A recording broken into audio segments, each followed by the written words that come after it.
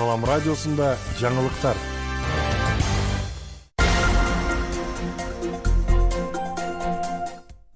Саламатсыздарбы, ардактуу радио каармандар. 16 августка алынган жаңылыктар түрмөгүн мен Айжамал Амирова таныштырам. Алгач жаңылыктардан кыскача түрмөк. Президент элдик курултай тууралуу жарлыкка кол койду. 13 адам жабыркаган жол кырсыгы катталды.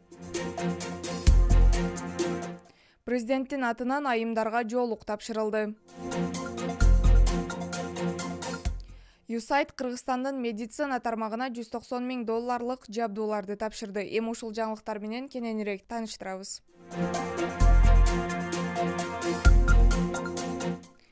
Президент Садыр Жапаров элдик курултайды чакыруу жөнүндө жарлыкка кол койду. Бул тууралуу президенттин маалымат кызматы билдирди.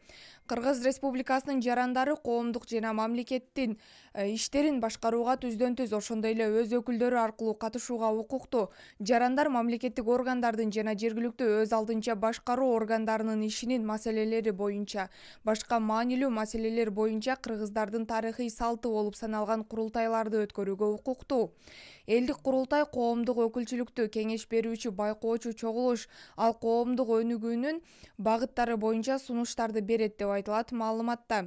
Жарлыкка ылайык 2022 жылдын 25 ноябрында Бишкек шаарында биринчи элдик курултай өтөт.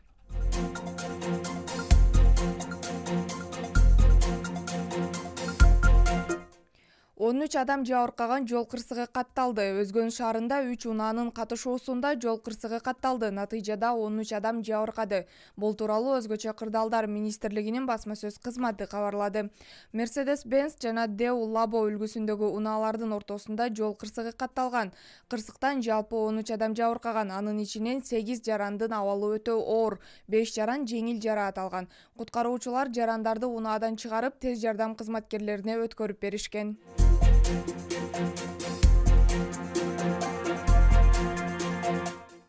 Президенттин атынан айымдарга жоолук тапшырылды. Өлкө башчысы Садыр Жапаровдун атынан айымдарга жоолуктар тапшырылды. Жоолуктарды муфтий Замир Ракиев 15 августта Бишкектеги мечиттердин биринде тапшырып, исламдагы аялзатынын ордун түшүндүрдү деп айтылат Кыргызстан мусулмандар дин башкармалыгынын маалыматында. Иш-чарага муфтияттын алдындагы Хадижа айымдардын окуу борборунун лидерлери жана окуучулары да катышкан. Муфтий өз сөзүндө динибиз аялзатын барктоого өзгөчө көңүл бурду. Аялды камсыздоону кичинекей кезинде атасына, турмуш курганда жолдошуна, улгайганда баласына жүктөдү. Пайгамбарыбыздын өзү да аялзатын терең урматтаган жана аялзатын аздиктөөгө чакырган деп белгиледи. Ошондой эле саамалыкка Кыргыз Республикасынын дин иштери боюнча мамлекеттик комиссиясынын директорунун орун басары Гүлназ Исаева катышып, 2021-2026 жылдарга карата кабыл алынган концепцияны түшүндүрүп берди деп белгиленет маалыматта.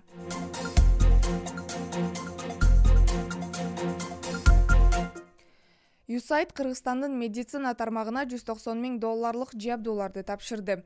АКШнын эл аралык өнүктүрүү боюнча агенттиги Кыргызстанга заманбап медициналык жабдууларды алып берди. Бул тууралуу Кыргыз Республикасынын Саламаттык сактоо министрлигинин маалымат кызматы билдирди. Жабдууларды өткөрүп берүү аземи бүгүн 16 августта болуп өттү. Чүй облустук ооруканасы чектелген шарттарда диагностика жүргүзүүгө мүмкүнчүлүк бере турган мобилдик рентген аппарат алды.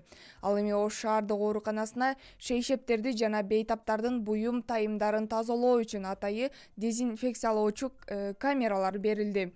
Жабдуулардын жалпы наркы 15 миллион сомду түзөт. Коронавирус чыккан учурдан тарта USAID Кыргыз Республикасына пандемия менен күрөшкө жардам берүү үчүн 10 миллиондон ашуун АКШ долларын берди.